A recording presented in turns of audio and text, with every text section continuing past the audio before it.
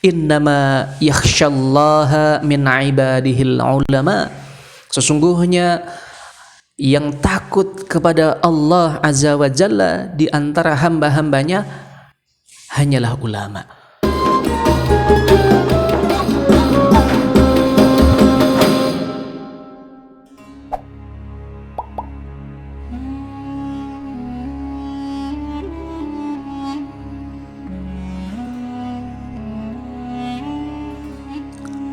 Assalamualaikum warahmatullahi wabarakatuh. Alhamdulillahi rabbil alamin. Wassalatu wassalamu ala nabiyyina Muhammadin wa ala alihi wa sahbihi ajma'in. Sahabatku rahimani wa rahimakumullah. Pada kesempatan kali ini kembali kita akan membahas tentang fadilatul ilmi, khususnya adalah fadilah orang-orang yang mencari ilmu, orang-orang yang berilmu di dalam agama Islam. Ilmu juga sebagai sarana, wasilah, media bagi seseorang untuk mendapatkan khauf, rasa takut kepada Allah Azza wa Jalla. Sekali lagi, ilmu menjadi sarana seseorang memiliki atau mendapatkan khaufnya, rasa takutnya kepada Allah Azza wa Jalla. Sebagaimana kita mendapatkan tentang makna atau pengertian dari ilmu dalam tafsir Aisar Tafasir karya Syekh Al-Jazairi, al-ilmu sabilul khasyatillah, bahwa ilmu itu adalah jalan menuju rasa takut kepada Allah Azza wa Jalla. Faman la ilma lahu, barang siapa yang tidak mengenal Allah, tidak memiliki ilmu terhadap Allah, fala khasyata lahu, maka berarti dia juga tidak memiliki, tidak mempunyai rasa takut kepada Allah Subhanahu wa taala.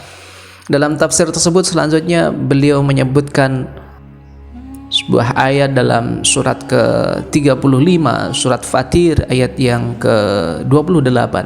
Innama yakhsyallaha min ibadihil ulama. Sesungguhnya yang takut kepada Allah Azza wa Jalla di antara hamba-hambanya hanyalah ulama. Yang takut kepada Allah di antara hamba-hambanya hanyalah ulama. Ini memiliki makna ulama di sini ya pakar ilmu, orang yang mahir dalam ilmu, tetapi juga secara umum kita maknai ulama ini adalah jamak dari kata orang-orang berilmu, alim, ulama.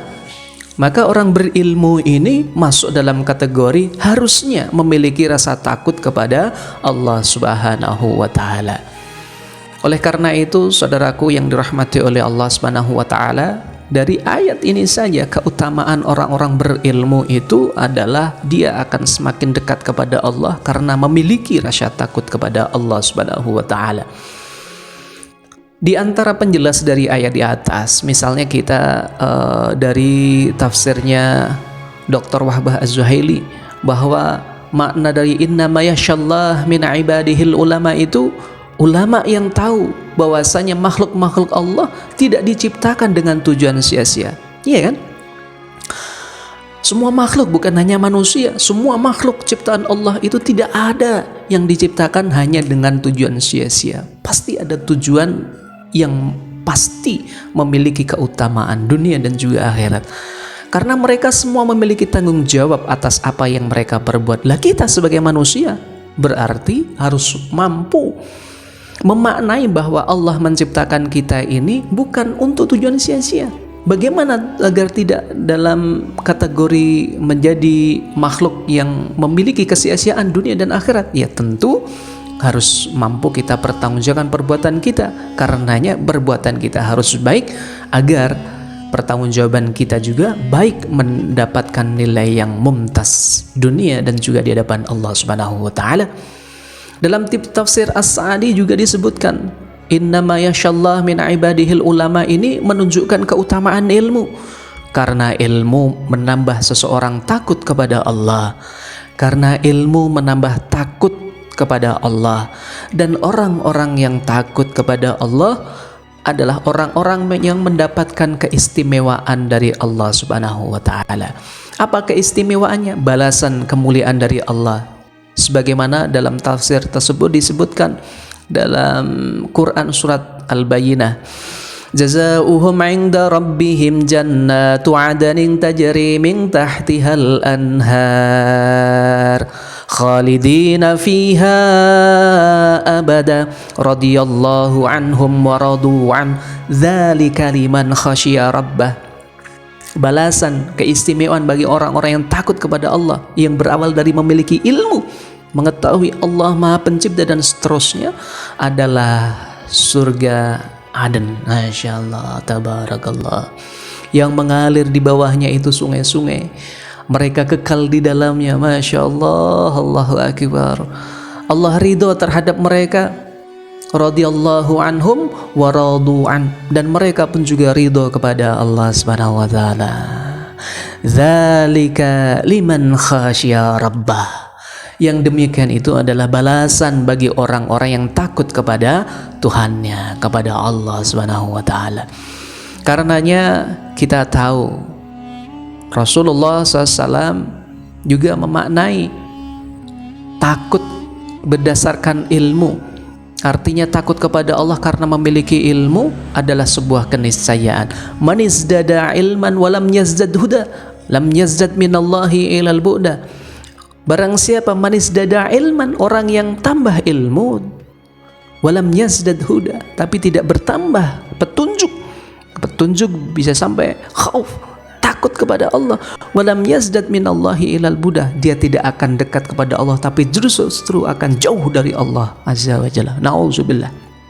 Karenanya Ibnu Abbas radhiyallahu an, sahabat Rasul Muhammad SAW, juga ahli tafsir, menafsirkan ayat innama yakhsha min ibadihil ulama itu adalah di antara makhluk Allah yang takut kepada Allah hanyalah siapa yang mengetahui keperkasaan, kemuliaan, kekuasaan Allah Subhanahu wa taala. Siapa mereka? Ya ulama, orang yang tahu, orang yang berilmu.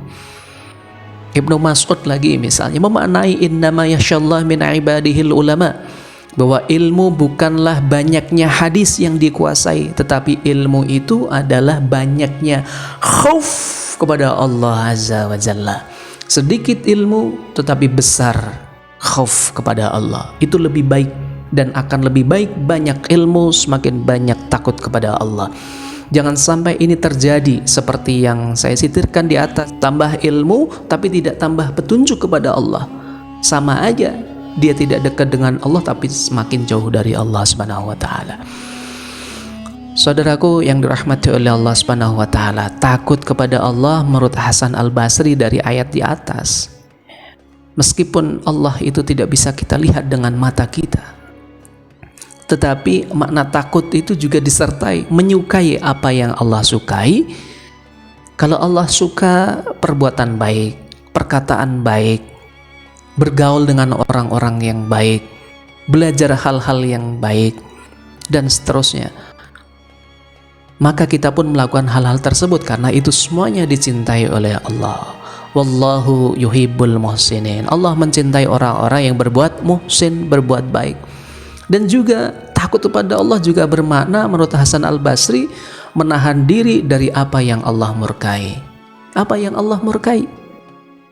Bohong, maksiat, menzalimi orang lain, dan seterusnya, durhaka kepada orang tua, syirik kepada Allah Subhanahu wa taala. Maka itu kita harus menahan diri dari hal tersebut, menjauhi dari hal-hal tersebut. Semoga kita, keluarga kita, zuriyah kita, orang-orang yang di sekitar kita, Allah mudahkan menjadi golongan ahlul ilmi wa ahlul amal wa ahlul ikhlas, dan juga menjadi hamba-hamba Allah yang juga semakin tambah petunjuk, semakin tambah rasa khauf, takut kepada Allah Subhanahu wa taala. Alhamdulillahirabbil alamin. Subhanakallahumma wa bihamdika asyhadu an la ilaha illa anta astaghfiruka wa atubu ilaik. Assalamualaikum warahmatullahi wabarakatuh.